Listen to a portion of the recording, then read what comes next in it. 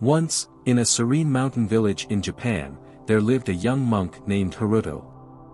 Known for his restlessness, Haruto's mind was always in motion, and his words flowed faster than the streams of the village.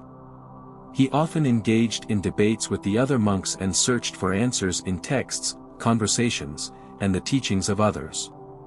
Despite his many thoughts, Haruto felt something was missing, a deep sense of inner peace that eluded him. One morning, the head monk, Master Takashi, called Haruto to his chambers. "Haruto," he said, his voice calm but firm, "you seek wisdom through words, but the truth you seek cannot be found in speech alone. The answers lie in silence, in the stillness of the heart. I send you on a journey to learn the art of silence. For 1 year, you must speak no words. Let the silence teach you what your words cannot." Haruto, though surprised and hesitant, felt a pull in his heart. Master Takashi's eyes were full of quiet wisdom. "Go, and in your silence, you will learn more than you ever could in conversation." Reluctantly, Haruto accepted. He traveled deep into the mountains, where he found a secluded temple. Here, an elderly monk named Jiro had lived in complete silence for decades, meditating and reflecting on life. Jiro welcomed Haruto with a small bow, then led him to a humble room where Haruto would stay. The first few days were unbearable for Haruto. He was used to constant noise, his thoughts racing, his voice filling the air. In the silence of the temple, he felt overwhelmed by the loudness of his own mind. Every moment was a battle with his racing thoughts, his frustrations, and the need to speak. Jiro, however, remained calm and composed. He never spoke unless necessary. His actions were deliberate, thoughtful, and graceful. Haruto began to observe him carefully, noting how the elderly monk moved with such purpose, each gesture slow and meaningful. Jiro's silence was not emptiness, it was presence. Haruto saw that through silence, Jiro had cultivated a profound understanding of life. Days turned into weeks, and Haruto began to notice things he had never seen before. The sound of the wind whispering through the bamboo forest, the soft rustle of leaves, the birds singing their morning songs, all these had been drowned out by his own thoughts in the past. The silence had opened his senses, allowing him to appreciate the small, beautiful moments of life that he had previously ignored. He also began to understand his own inner turmoil.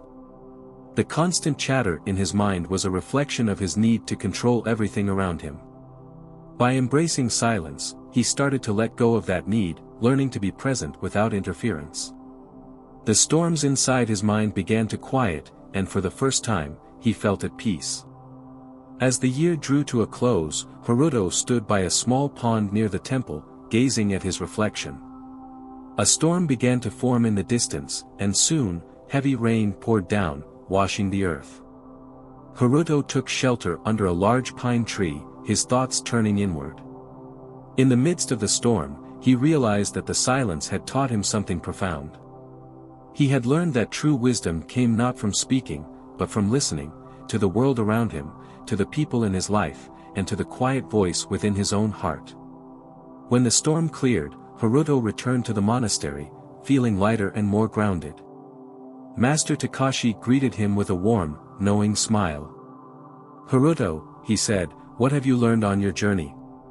Haruto paused, reflecting on the year of silence. He looked at Master Takashi, and with a deep sense of peace in his heart, he spoke softly, "I have learned that silence is not the absence of sound, but the presence of understanding. Through silence, I have learned to listen, to the world, to others, and most importantly, to myself. The answers I sought were always here, within me." Master Takashi nodded with a smile of approval. "You have learned what many seek their entire lives. Wisdom is not found in endless words, but in the quiet moments where one truly listens. You have become like the mountain, still, yet full of depth."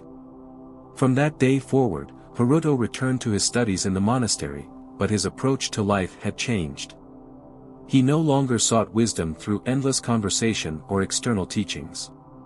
He had learned that the most profound lessons are often found in silence, in the stillness of the heart, where one can hear the whispers of the soul. And so, Haruto continued his life as a monk, living in harmony with the world around him, and always remembering that sometimes the most powerful teachings come not from speaking, but from listening and being present in the quiet moments of life.